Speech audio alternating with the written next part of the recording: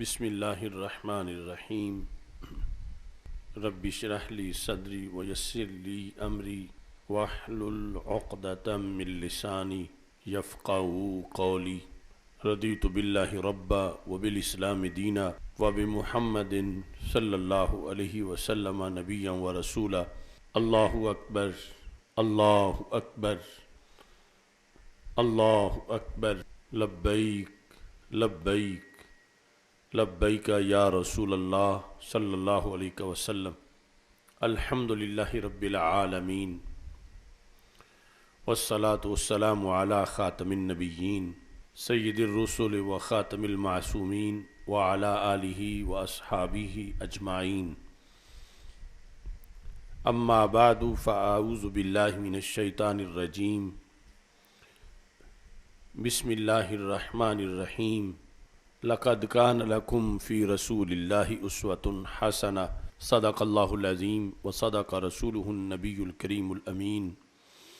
إن الله وملائكته يصلون على النبي يا أيها الذين آمنوا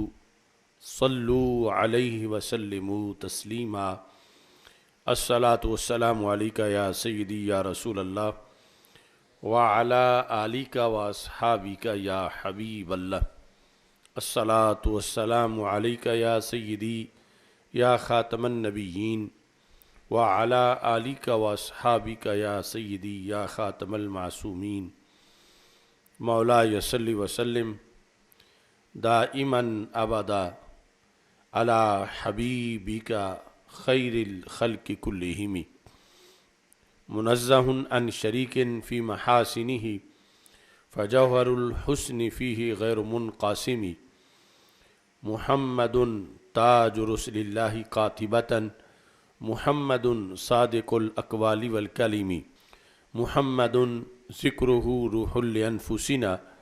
محمد شکرہ فرد علی الامم۔ رب صل وسلم دائما ابدا علی حبیبک خیر الخلق کلہم۔ خدایا بحق بنی فاطمہ کے برقول ایماں کنی خاتمہ، اگر دعوتم رد کنی ور قبول، منو دستو دامان آل رسول صلی اللہ علیہ وسلم۔ اللہ تبارک و تعالی جل جلالہ وعم نوالہ واتم برہانہ وعظم شانہ وجل ذکرہ وعز اسمہ کی حمد و ثناء، اور حضور سرور کائنات مفخر موجودات زینت بزم کائنات دستگیر جہاں غم گسار زماں سید سروراں حامی بے کساں قائد المرسلین خاتم النبیین احمد مجتبیٰ جناب محمد مصطفیٰ صلی اللہ علیہ وآلہ واصحابہ وبارک وسلم کے دربار گوہر بار میں ہدیہ درود و سلام عرض کرنے کے بعد، السلام علیکم ورحمۃ اللہ وبرکاتہ۔ رب ذوالجلال کے فضل اور توفیق سے عشرہ ذوالحج کے مقدس لمحات ہم سب کو میسر ہیں۔ امت مسلمہ کے لیے جو ایام اور اوقات خصوصی طور پر شرف رکھتے ہیں، ان میں ذوالحج کے 10 دن بھی خصوصی طور پر ایک عطیہ اس امت کے لیے قرار دیے گئے ہیں۔ ہمارا موضوع ان 10 دنوں میں سے جو 10واں دن ہے، یعنی 10 ذوالحج کا دن، آج اس کے فضائل ہمارا موضوع ہے۔ حج رکن خامس ہے، اور رب ذوالجلال کے فضل و کرم سے جن لوگوں نے بھی عالم ارواح میں اجابت کی تھی، لبیک کی صدا کی، وہ ضرور اس شرف سے مشرف ہوتے ہیں۔ اس وقت بھی لاکھوں لوگ فرزندان اسلام حج کی ادائیگی کے لیے آج عرفات کے میدان میں موجود ہیں، اور کل ان لوگوں کے لیے یوم النحر ہے، اور ہمارا یوم النحر انشاءاللہ پرسوں ہے۔ جس طرح تدریجاً یکم ذو الحج سے امت مسلمہ کے لیے نزول برکات میں ترقی آتی ہے، ایسے ہی فضائل کے لحاظ سے بھی ان دنوں کے اندر تدریجاً رب ذوالجلال نے ایک عروج رکھا ہے، اور اس کا مدار بھی پیچھے حضرت سیدنا ابراہیم خلیل اللہ علیہ السلام اور سیدنا اسماعیل ذبیح اللہ علیہ السلام کے تذکار کے ساتھ ہے۔ 8 ذو الحج یوم ترویہ ہے اور 9 ذو الحج یوم عرفہ ہے اور 10 ذو الحج یوم النحر ہے۔ یوم ترویہ کے جو وجہ تسمیہ ہے اس میں سے ایک وجہ تسمیہ یہ بھی ہے کہ یہ وہ پہلا دن تھا جب حضرت ابراہیم علیہ السلام کو خواب میں اپنے بیٹے کی قربانی کا حکم دیا گیا تھا، اور یہ منظر، یہ حکم خواب میں تھا، تو اس بنیاد پر 8 ذو الحج کو یوم ترویہ سے تعبیر کیا جاتا ہے۔ اور ویسے چونکہ اس دن منا کے اور عرفات کے لحاظ سے پانی کا اہتمام اس وقت کی جو انتظامیہ ہوتی تھی ان کے ذمہ ہوتا تھا، یعنی شروع سے اسلام سے پہلے بھی، تو اس سیرابی کے معنی میں بھی اس کو یوم ترویہ کہا جاتا ہے۔ 9 ذو الحج امت مسلمہ کے لیے خصوصی طور پر بخشش اور رحمت کا دن ہے۔ 9 اور 10 کے درمیان جو رات ہے، مزدلفہ کی رات، اس میں وہ دعائیں بھی قبول ہوئیں جو عرفات میں قبول نہیں ہوئی تھیں، اور اگلی صبح جو ہے وہ 10 ذو الحج کی صبح، جس میں حجاج کرام کے لیے وہاں بھی خصوصی طور پر احکام ہیں، اور پوری دنیا میں جہاں بھی مسلمان رہتے ہیں ان کے لیے 10 ذو الحج یوم عید ہے، جس کو بڑی عید سے تعبیر کیا جاتا ہے۔ تو 10 ذو الحج کو حج کے ایام میں سب سے بڑا دن ہے، یعنی یہ یوم اکبر ہے ایام حج میں۔ اس میں صبح جس وقت حجاج کرام مزدلفہ سے چلتے ہیں، منا پہنچتے ہیں، تو سب سے پہلے رمی کا حکم ہے۔ اس کے جو احکام ہیں ان میں ترتیب لازم ہے، اور اگر ترتیب جو ہے وہ ساقط ہو جائے تو پھر اس پہ دم پڑ جاتا ہے۔ اور حج کے اندر خلاصہ یہی ہے کہ حج نظم و ضبط، ترتیب اور صبر کا نام ہے۔ ویسے تو یہ مشاعر مقدسہ، یہ وادیاں، یہ میدان سارا سال وہی ہیں، لیکن ان کے لیے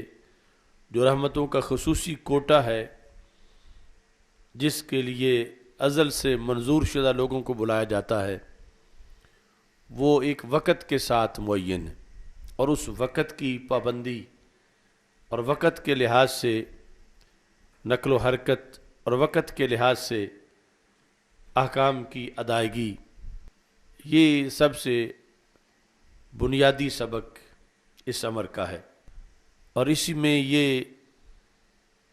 سبق پڑھایا جاتا ہے کہ عقل قرباں کن بپیش مصطفیٰ صلی اللہ علیہ وسلم، کہ یہ حج کے مخصوص اوقات میں جن وادیوں کے اندر بٹھایا جاتا ہے، ان وادیوں میں خانہ کعبہ موجود نہیں۔ خانہ کعبہ تو مکہ مکرمہ میں ہے، لیکن یہ مکہ مکرمہ سے باہر، مکہ مکرمہ کے پاس بیٹھے لوگوں کو ادھر روانہ کر دیا جاتا ہے، یعنی کعبۃ اللہ کے قریب جو بیٹھے ہیں، کہ جدھر تمہیں شریعت بٹھائے تم نے وہاں بیٹھنا ہے، اور جدھر سے اٹھائے تم نے ادھر سے اٹھ کے چلے جانا ہے۔ اگر وہاں کوئی اپنی عقل کی بنیاد پر دلیلیں قائم کرے کہ کعبۃ اللہ تو روئے زمین پر ایک ہے اور وہ اس جگہ ہے، منا مزدلفہ عرفات میں تو کوئی کعبہ نہیں ہے، تو میں یہاں کعبے کو دیکھتا رہتا ہوں اور مجھے ثواب بھی ملے گا، حج بھی ہو جائے گا، تو یہ اس کی سوچ فاسد سوچ ہوگی، کیونکہ رکن اعظم حج کا جو ہے وہ مکہ مکرمہ کے اندر کعبہ کے پاس ادا نہیں ہوتا، بلکہ وہ میدان عرفات میں، اور وہ بھی عرفہ کے دن ادا ہوتا۔ تو 10 ذو الحج کو جس وقت مزدلفہ سے منا پہنچ کر سب سے پہلے رمی کی جاتی ہے، اور رمی کے بعد دوسرا نمبر جو ہے وہ نہر کا ہے، قربانی کا، اور اس کے بعد تیسرا نمبر حلق کا ہے، اور چوتھا نمبر طواف کا ہے، جس کو طواف زیارہ کہتے ہیں، یا طواف رکن کہتے ہیں، یا طواف افاضہ کہتے ہیں۔ تو ویسے تو حج کے مہینے ہیں،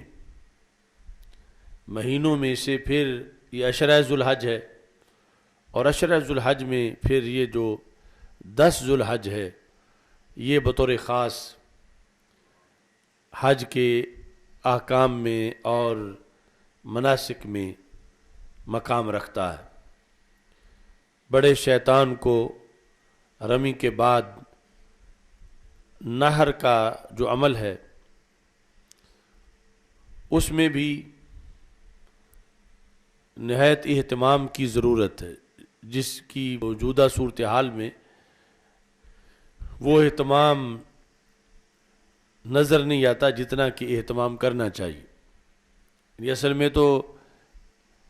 جس طرح رمی بندہ خود کرتا ہے اور حلق اپنے سر کا کرواتا ہے کسی سے، اور طواف خود کرتا ہے، تو نہر کے اندر بھی اس کے ذمہ ہے، لیکن اس میں وکالت کے طور پر نیابتاً کچھ ریلیف دیا گیا ہے کہ کوئی کسی کی طرف سے جائے، اس کی اجازت سے شرائط کے مطابق جا کر نہر کر دے، لیکن اس ریلیف کو لوگوں نے ایک نقطے سے کھینچ کر پورا اس کو صفحے پر پھیلا دیا، یعنی اب وہ جو اصل اس کا فلسفہ ہے اس کا بہت کم خیال کیا جاتا، اور پھر ترتیب کو پیش نظر نہیں رکھا جاتا، جانور کی شرائط کو، ذبح کی شرائط کو، اور ذبح کے وقت کو، کیونکہ اگر کسی شخص نے کنکریاں نہ ماری ہوں تو اس کا نہر کا عمل ضائع ہو جائے گا، کیونکہ اس کے لیے شرط ہے کہ پہلے کنکریاں ماری ہوئی ہوں، اور پھر جس وقت اگر اس نے نہر نہیں کیا، قربانی نہیں کی، تو پھر حلق نہیں کروا سکتا۔ تو موجودہ صورتحال میں یعنی اس ترتیب کا لحاظ رکھنا یہ بہت ضروری ہے، کہ جس کا اکثر حجاج کرام لحاظ نہیں رکھتے اور کسی کے ذمہ چھوڑ دیتے ہیں، جبکہ حلق تو انہوں نے خود کروانا ہوتا ہے، اور قربانی کا پتہ ہی نہیں ہوتا کہ ہوئی ہے یا 2 دن بعد ہوگی یا نہیں ہوگی، یعنی مطلقاً پیسے جمع کروا دینے کے بعد آگے ساری صورتحال جو ہے وہ مشکوک قرار دی جاتی ہے، الا ماشاء اللہ۔ یہ جو عربی لفظ ہے رنحت، اس کے اندر اس دن کے جو احکام ہیں ان کی ترتیب ہے۔ رنحت میں را سے مراد رمی ہے، اور نون سے مراد نہر ہے، ہا سے مراد حلق ہے، اور طا سے مراد طواف ہے۔ اور یہ طواف اس دن ہو جائے تو اچھا ہے،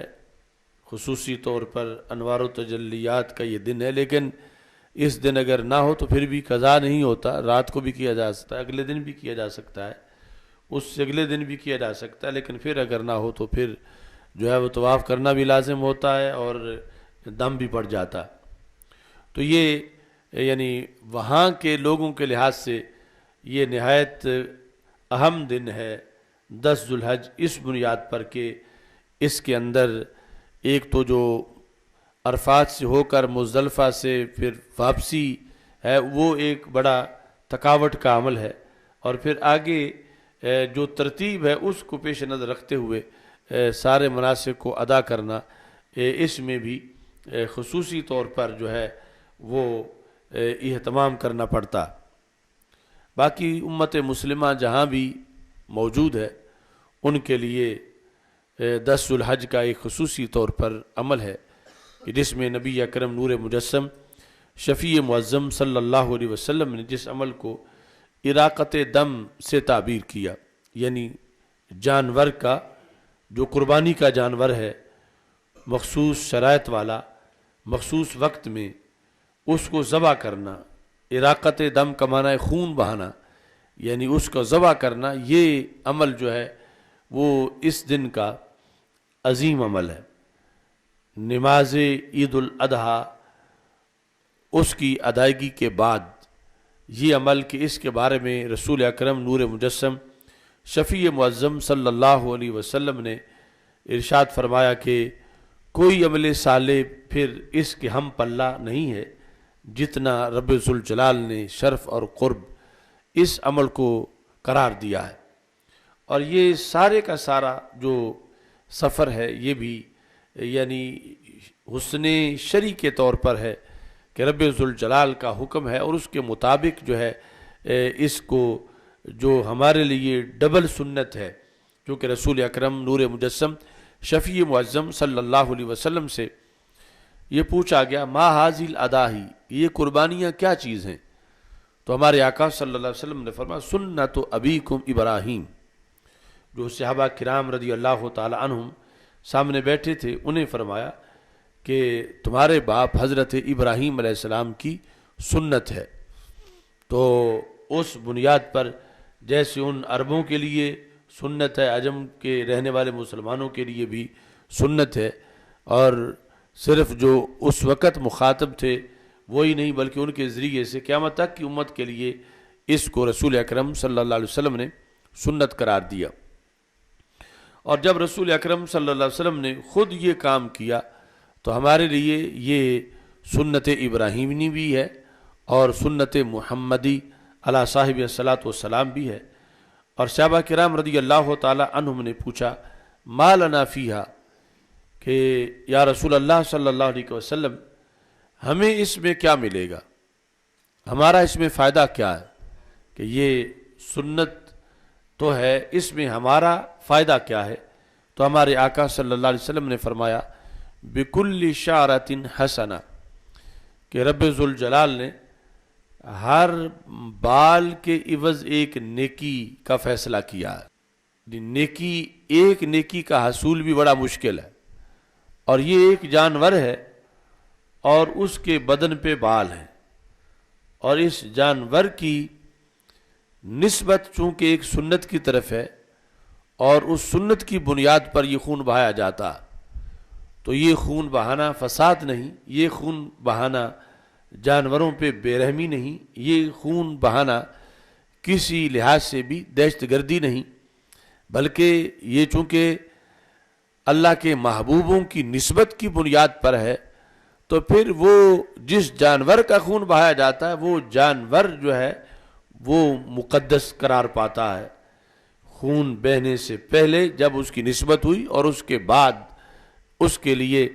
مختلف قسم کے الفاظ رسول اکرم صلی اللہ علیہ وسلم نے ارشاد فرمائے، اور اس کا یہ مرتبہ منع کہ اس کا ایک ایک بال گنا جا رہا ہے اور ایک ایک بال کے بدلے نیکی دی جا رہی ہے، اور ایک نیکی بھی قیامت کے دن بندے کے جنتی بن جانے کے لیے سبب بن جائے گی۔ اور یہ جسم پر جتنے بال ہیں ہمارے آقا صلی اللہ علیہ وسلم نے فرمایا بکل شعرۃ حسنہ، ہر بال کے بدلے میں ایک نیکی ہے۔ تو کچھ جانوروں کے جسم پہ پتلے ہوتے ہیں بال اور کچھ کے جسم پر گھنے ہوتے ہیں، مثلا یعنی ایک ہاتھ رکھیں اس جانور کی جلد پر تو کچھ وہ ہیں کہ نیچے مثال کے طور پر 1000 بال آئے ہیں، اور کچھ وہ ہیں کہ اگر ہاتھ رکھے تو نیچے 2000 یا 2500 بال آ گئے کہ وہ زیادہ اگے ہوئے ہیں۔ تو پھر صحابہ کرام رضی اللہ تعالیٰ عنہ نے پوچھا فالصوف یا رسول اللہ صلی اللہ علیہ وسلم، تو جن جانوروں کے جسم پر اون ہے یعنی گہرے گھنے بال ہیں تو کیا وہاں بھی یہی اللہ کا معاملہ ہے کہ ہر بال کے بدلے میں رب ذوالجلال اتنا کرم فرمائے گا، ایک نیکی عطا کرے گا۔ تو نبی اکرم صلی اللہ علیہ وسلم نے فرمایا بکل شعرۃ من الصوف حسنہ، کہ جو اون ہے اس میں بھی ہر بال کے بدلے رب ذوالجلال جو ہے وہ نیکی عطا فرمائے گا۔ اور پھر اس میں نبی اکرم نور مجسم شفیع معظم صلی اللہ علیہ وسلم نے یہاں تک ارشاد فرما دیا کہ جس وقت اس جانور کے جو سینگ ہیں وہ بھی ضائع نہیں جائیں گے، اس کی ہڈیاں بھی ضائع نہیں جائیں گی، اور ان کا بھی قیامت کے دن نامہ اعمال میں بندے کے جو نیکیوں کا پلڑا ہے اس کے اندر وہ چیزیں قیامت کے دن جو ہیں وہ رکھی جائیں گی، اور وہ بھی بندے کے پلڑے کو بھاری کرنے کے لیے جو نیکیوں کا پلڑا ہے اس کو بھاری کرنے کے کام آئیں۔ اور یہ ساری چیزیں انسان کی عقل سے ورا ہیں، اور پھر اس میں پتہ چلتا ہے کہ جو اللہ کے نام پر جس کا خون بہایا گیا ہے اس کی جانوروں میں بھی عظمت کتنی بن جاتی ہے کہ اب عام جانوروں کے یہ آزار، یہ ہڈیاں، یہ سب کچھ جو ہے وہ ضائع قرار پاتا ہے، مگر ان جانوروں کے لحاظ سے رسول اکرم صلی اللہ علیہ وسلم نے ایک ایک چیز کا ذکر کیا کہ ان کو نامہ اعمال کے اندر جو ہے وہ رکھا جاتا ہے۔ وَإِنَّهُ لَتَأْتِي يَوْمَ الْقِيَامَةِ بِقُرُونِهَا وَأَزْلَافِهَا وَأَشْعَارِهَا، ان کے سینگ، ان کے کھر اور ان کے بال، ان سب کا جو ہے وہ قیامت کے دن جو ہے اہتمام کیا جائے گا۔ وَإِنَّ الدَّمَ لَيَقَعُ مِنَ اللَّهِ بِمَكَانٍ قَبْلَ أَن يَقَعَ إِلَى الْأَرْضِ، زمین پر خون ٹپک میں کے بعد میں گرتا ہے،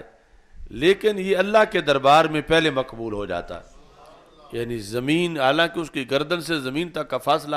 تھوڑا سا ہے، 2 بالشت ہوگا یا 3 بالشت، جب اس کے لٹا کے اس کو ذبح کیا جا رہا ہے، مگر وہ اللہ تعالیٰ کو اتنا پسند ہے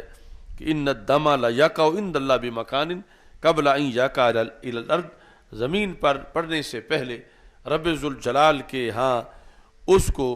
خصوصی طور پر مقبولیت کا یہ مرتبہ ملتا۔ اور ہمارے آقا صلی اللہ علیہ وسلم نے یہ بھی ارشاد فرمایا حسنوا دہایاکم فإنہ علی الصراط مطایاکم، کہ اپنی قربانیوں کو کی دیکھ بھال کرو اور اچھے طریقے سے ان کو رکھو، کیونکہ قیامت کے دن پل صراط پر یہ تمہاری سواریوں کا کردار ادا کریں گی، یہ تمہاری سواریاں ہوں گی، مطایاکم یہ تمہاری سواریاں ہیں۔ تو ایک طرف پوری پل صراط پر گزرنا بندے کے لیے مشکل ہوگا کہ تلوار سے تیز اور وہ بال سے باریک، اور دوسری طرف یعنی یہ ان قربانیوں کا اعزاز ہے کہ ان کے لیے وہ پل صراط چوڑا بھی ہے اور ان کا اہتمام بھی ہے کہ ان کو اعزاز سے وہاں پر گزارا جائے گا۔ تو یہ بندہ مومن کے لیے چونکہ دنیا آخرت کی کھیتی ہے، تو اس میں یہ اہتمام رکھا گیا ہے کہ یہاں یہ اپنا پیسہ لگا کر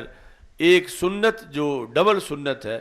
اور حکم کے لحاظ سے واجب ہے، جب اس کو ادا کرے گا تو وہ جانور جو اس نے منتخب کیا پھر کئی سالوں کے اندر یہ قربانی کرتا رہا، تو اس کے نتیجہ کے اندر اس کو یعنی اس دن وہ آسانی ملے گی جس دن یعنی معمولی سی آسانی کو بھی بڑا سمجھا جائے گا، اور یہ آسانی تو بہت بڑی آسانی ہے کہ پل صراط سے گزرنے کے لحاظ سے جب اس کی قربانی اس کے لیے سواری بنے گی، اور پھر اس قربانی کے لیے کوئی پھسلنے کا خطرہ نہیں ہے کہ اس کو اللہ کے رستے میں پیش کیا گیا، اور اللہ کے رستے میں ہونے کی بنیاد پر اسے یہ اہتمام ملا کہ اس کے لیے پل صراط کو چوڑا کر دیا گیا، اور وہ جو انسان عام گزرنے میں ایک کافر لڑکھڑا کے گرے گا جہنم کے اندر، لیکن ایک جانور جو ایک اچھے رستے میں ایک مومن نے پیش کیا اس جانور کو یہ شان ملے گی، چونکہ یہاں ایمان شرط ہے کہ جو قربانی دے رہا ہے ایمان ہے تو پھر قربانی ہے، اور پھر اس جانور کو وہ شرف ملے گا، اور اس کی بنیاد پر یعنی دنیا کے اندر اس نے جو اہتمام کیا اس کا اتنا بڑا فائدہ ہوگا قیامت کے دن۔ تو رسول اکرم نور مجسم شفیع معظم صلی اللہ علیہ وسلم نے اس لیے فرمایا کہ اپنی قربانیوں کو تم اہتمام سے رکھو، یعنی اس میں مقصد یہ تھا کہ نہ تو اس کو یہ سمجھو کہ یہ کوئی فضول خرچی ہے، جس طرح کچھ آج نام نہاد روشن خیال اس طرح کی باتیں کرتے ہیں، اور نہ یہ سمجھو کہ یہ ان پہ کوئی ظلم ہو رہا ہے یا یہ کوئی دہشت گردی ہے، کیونکہ ان کو اعزاز مل رہا ہے اور اللہ کے دربار میں قبول کیا جا رہا ہے، اور یہ تو ایک ٹریننگ ہے ایک لحاظ سے جہاد کی، اور دوسری طرف جانوروں میں بھی وہ جانور عام جانوروں پہ فخر کرتے ہیں، تجھے وہ شاخ سے توڑیں رہے زہ نصیب تیرے، کہ تڑپتے رہ گئے گلزار میں رقیب تیرے، کہ جس طرح شہید فخر کرتے ہیں تو عام انسانوں پر، ایسے ہی جانوروں میں بھی یہ جانور جو ہیں ان کو یہ شرف ملتا ہے اور فخر ملتا ہے، اور اس کے لیے پھر آگے مختلف قسم کے دیگر احکام ہیں۔ نبی اکرم نور مجسم شفیع معظم صلی اللہ علیہ وسلم نے ارشاد فرمایا کہ جب ذوالحج کا چاند طلوع ہو اور جو شخص قربانی کرنا چاہتا، مطلب یہ ہے کہ وہ صاحب استطاعت ہے اور پھر آگے اس نے نیت بھی کر رکھی ہے، تو اس کے لیے حکم دیا گیا کہ وہ اپنے پھر ناخن نہ کاٹے اور اپنے بال نہ تراشے۔ لیکن اس کے اندر بھی ایک حدیث بڑی عجیب انداز میں اس کی حکمت ہے کہ ہمارے آقا صلی اللہ علیہ وسلم کا یہ فرمان کشف الغمہ میں امام شارانی نے اس کو روایت کیا ہے جلد نمبر 1 میں، اس کے اندر صفحہ نمبر 277 پر یہ لفظ ہیں، یعنی قربانی کرنے والوں کے لیے تو حکم ہے کہ وہ بال نہ کاٹیں، نہ کٹوائیں، نہ ناخن کاٹیں، لیکن ایک وہ ہے کہ جن کو استطاعت نہیں ہے کہ وہ قربانی کریں، لیکن چاہتے ہیں کہ انہیں قربانی کا ثواب مل جائے، تو ہمارے آقا صلی اللہ علیہ وسلم سے انہوں نے یہ روایت کیا، وَكَانَ صلی اللہ علیہ وسلم يَقُولُ لِمَن لَّمْ يَجِدْ غَيْرَهَا، کہ شرطوں کے مطابق جسے قربانی کا جانور نہیں ملا اور دل ہے اس کا وہ قربانی کرے، تو رسول اکرم صلی اللہ علیہ وسلم نے فرمایا خذ من شعرک، تم اپنے جو زائد بال ہیں وہ کٹوا لو، خذ من شعرک واظفارک، اور اپنے ناخن بھی کٹوا لو، فذالک تمام اضحیتک، اس سے تمہاری قربانی مکمل ہو جائے گی، عند اللہ تعالی، اللہ کے ہاں، یعنی خاص اس صورت کے اندر، یعنی اس کو یہ اسلام اور شریعت ہے کہ وہ جیسے کسی کو رکھنا چاہیں ویسے رہنا ضروری ہے۔ اب قربانی کرنے والوں کو یہ کہا کہ تم نہ کٹواؤ، اور ادھر نبی اکرم صلی اللہ علیہ وسلم نے یہ ارشاد فرما دیا، اصل میں یہ حکم تھا کانا ینہا عن التضحیۃ بالمنیحۃ الانثی، کہ دودھ دینے والی بکری ہے یا گائے ہے یا بھینس ہے اور وہ کسی کو کسی نے تحفے میں دی ہوئی ہے اور وہی اس کے پاس ہے اور وہ دل اس کا کرتا ہے کہ میں اس کی قربانی کر دوں، تو وہ یقول، تو رسول اکرم صلی اللہ علیہ وسلم نے فرمایا کہ اس کی قربانی تم نہ کرو، اور تمہارے پاس موجود نہیں، اس کی تم قربانی نہ کرو، وَيَقُولُ لِمَن لَّمْ يَجِدْ غَيْرَهَا، جو اس کے سوا نہیں پاتا، صرف وہی جانور اس کے پاس ہے، دودھ دینے والی گائے یا بکری، اور وہ بھی ایک منیحہ ہے، تو سرکار نے فرمایا خُذْ مِن شَعْرِكَ وَأَظْفَارِكَ فَذَلِكَ تَمَامُ أُضْحِيَتِكَ عِندَ اللَّهِ، اللہ تمہارے اس عمل کو ہی قربانی کے کیا مقام کر دے گا کہ تم اپنے بال اور اپنے ناخن جو ہے وہ ترشوا لو، تو رب ذوالجلال اس پر تمہیں یہ اجر و ثواب عطا فرما دے گا۔ تو قربانی کے یعنی 10 ذوالحج کا دن ادھر حجاج کرام کے لیے ان احکام کے لحاظ سے اہم ہے، اور ادھر امت مسلمہ کے لیے اگرچہ یہ وہاں پر مشاعر مقدسہ میں موجود نہیں ہے، لیکن دنیا میں جس جگہ بھی ہیں ان کے لیے یہ جو ایام نحر ہیں ان میں سے پہلا یوم نحر ہے، اور پھر عید کے احکام ہیں، اور اس دن کوئی سونے کا پہاڑ بھی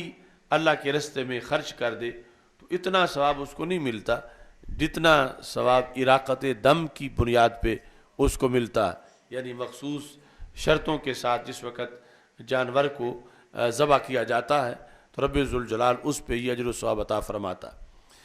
یہ ہر جہت میں ایک سبق ہے۔ آج کچھ لوگ کہتے ہیں کہ جتنے پیسے قربانی پہ لگانے ہیں اتنے فلاں فقیر کو دے دیتے ہیں، یا فلاحی کام پہ لگا دیتے ہیں، یا فلاں سماجی کام پہ لگا دیتے ہیں۔ تو اب اگر کوئی شخص کسی فقیر کو یا سماجی کام کے طور پر اربوں روپے بھی خرچ کر دے، لیکن جو اس پر قربانی کا وجوب تھا وہ اپنی جگہ پھر بھی برقرار رہے گا، یعنی وہ گناہگار ہوگا کہ اس نے قربانی نہیں دی، اور وہ اربوں روپے جو اس نے دے دیے وہ ایک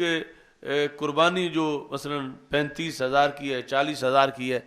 یا وہ جو قربانی کا حصہ ہے 20-22 ہزار کا، وہ اربوں روپے اس کے قائم مقام نہیں ہوں گے، کیونکہ یہ جو تھوڑا سا حصہ اس پر اس سنت کی مہر لگی ہوئی ہے جس کو سنت ابراہیمی کہا جاتا ہے، جس کو سنت محمدی صلی اللہ علیہ وسلم ہونے کا اعزاز حاصل ہے۔ تو اس بنیاد پر یعنی ہمارے نزدیک شریعت میں حسن و قبح وہ شرعی ہے اور عقل اس کے تابع ہے۔ عقل کا فیصلہ وہ جس کو عقل حسین سمجھے، ضروری نہیں شریعت میں بھی اس کو اچھا سمجھا جاتا ہو، لیکن جس کو شریعت اچھا قرار دے رہی ہے تو عقل کو دم مارنے کی مجال نہیں کہ عقل اس کے آگے کھڑی ہو، کہ وما کان لمؤمن ولا مؤمنۃ اذا قضى اللہ ورسولہ امرا ان یکون لهم الخیرۃ من امرہم، کسی مومن مرد اور عورت کے لیے یہ جائز نہیں ہے کہ جب اللہ تعالیٰ اور اس کے رسول صلی اللہ علیہ وسلم کی طرف سے کوئی حکم آ جائے تو مومن اپنی طرف سے کوئی رائے پیش کرے یا اپنی طرف سے کوئی موقف بنائے کہ یہ یوں ہونا چاہیے، یہ کسی کے لیے جائز نہیں، چونکہ یہ ایک لحاظ سے بہت بڑا کفر ہے اور اسلام پر بہت بڑا حملہ ہے۔ تو اس لیے سارے احکام کے اندر مسلمانوں سے یہ ٹریننگ کروائی جاتی ہے بار بار، مثلا عید کے دن کھانا کھلا کے کہ روزہ نہیں رکھنا، اگر روزہ رکھو گے تو اللہ کی ضیافت سے اعراض ہوگا کہ تم نے رب کی دعوت کو معاذ اللہ اس سے اعراض کر دیا، اور جو دن ہے روزے کی ان میں روزہ رکھوا کے ہر حکم کے اندر یعنی عقل کہیں اور جانا چاہتی ہے بہت سے احکام میں تو شریعت اس کو آگے سے روکتی ہے۔ اب عقل اگر شریعت کی مان لے تو پھر دونوں جہان میں بہتری ہے، اور اگر عقل جو ہے وہ شریعت سے بغاوت کرے تو پھر حکم جو ہے وہ شریعت کا چلے گا، جو کہ واضح طور پر قرآن مجید برہان رشید کے احکام موجود ہے۔ تو آج جو لبرلزم ہے وہ یہی فساد اور خرابی ہے کہ شریعت کے مقابلے میں عقل کو کھڑا کیا جا رہا، شریعت کے مقابلے میں اصل جو عقل شریعت کے مقابلے میں کھڑی ہو وہ عقل نہیں ہوتی، وہ بے عقلی ہوتی ہے، لیکن وہ اس کو عقل سے تعبیر کرتے ہیں،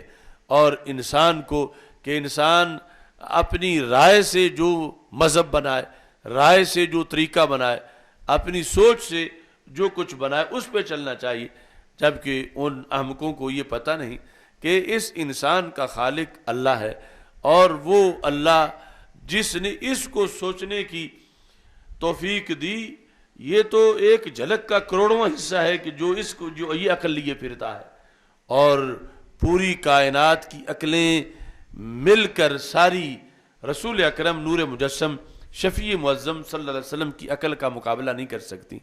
یعنی ایک طرف پوری کائنات کی عقلیں ہوں، دوسری طرف اکیلی رسول پاک صلی اللہ علیہ وسلم کی عقل ہو، تو ان ساری عقلوں کی حیثیت بلا تشبیہ و تمثیل یوں ہے جس طرح ایک صحرا ہو ریت کا اور اس کے مقابلے میں کسی ایک ریت کے دانے کو پکڑ کے کوئی بیٹھ جائے تو اس صحرا کے مقابلے میں اس ایک دانے کی کیا حیثیت ہے؟ ساری عقلیں سرکار کے سامنے اس ایک دانے سے بھی کم حیثیت رکھتی ہیں۔ اور پھر یہاں پر تو جو خالق ہے رسول اکرم صلی اللہ علیہ وسلم کا اور سارے انسانوں کا، اس کا حکم ہے، وہ جانتا ہے کہ انسان کی بہتری کس چیز میں ہے اور انسان کے فائدے میں کیا ہے، انسان کی انسانیت کس طرح اچھے طریقے سے تعمیر ہو سکتی ہے، اور کیسے یہ انسانیت ڈیمیج ہو جاتی ہے۔ تو اس لیے حضرت مولا علی رضی اللہ تعالی عنہ آپ نے فرمایا تھا کہ اگر دین عقل اور قیاس کا نام ہوتا کہ جو بندے کی عقل میں آئے وہ کرے، ہر بندہ عقل کو اپنی شریعت سمجھے اور عقل کو معبود بنا لے اور عقل کا کہنا مانے، اگر دین عقل اور قیاس کا نام ہوتا تو پھر جو موضع پہ مسح کیا جاتا ہے وہ اوپر کرنے کی بجائے نیچے تلوے کی طرف کرنا چاہیے تھا، چونکہ زمین کے ساتھ تو تلوہ مس ہوتا ہے، مٹی تو اس طرف لگتی ہے، اور یہ مسح اوپر کیا جاتا ہے، یعنی موضع کے اوپر، قدم کی اوپر والی سائڈ پر۔ تو اس سے آپ نے فرمایا کہ اس سے پتہ چلتا ہے کہ یہ دین اپنی سوچ اور قیاس کا نام نہیں ہے بلکہ قرآن و سنت کے احکام ہیں۔ آگے ان کے اندر پھر ایک شعبہ ہے کہ جس سے جو آیات اتری ہیں ان کے ذریعے سے پھر باقی احکام کو اخذ کرنا، یعنی علت معلوم کر کے پھر اس پر حکم لگانا۔ تو اصل تو وہ حکم بھی جو لگایا جاتا ہے تو وہاں بھی شریعت ہی کا حکم ہوتا ہے جو عقل سے معلوم ہوتا ہے، جس طرح کہ برقی رو جو ہے اس کی تاریں کئی کمروں سے گزر کر جا رہی ہوں مگر ہولڈر آخری کمرے میں لگا ہو اور اس پر بلب جب لگ جائے تو اس کا یہ مطلب نہیں ہے کہ اس برقی رو سے ایک کمرہ ہی روشن ہو سکتا ہے، بلکہ اگر 100 کمرے سے گزر کے وہ تار آئی ہے تو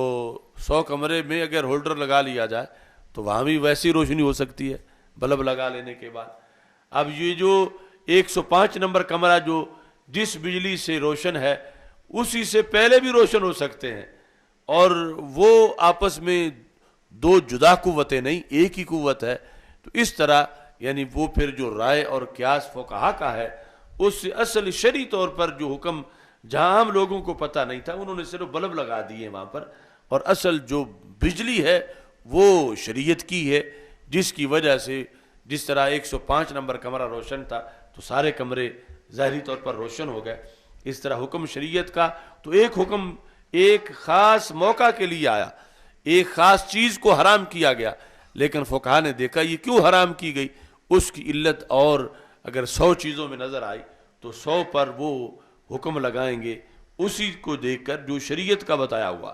تو اس بنیاد پر یہ شریعت گھڑنے والے نہیں، نہ کوئی شریعت بنا سکتا ہے اپنی طرف سے۔ شریعت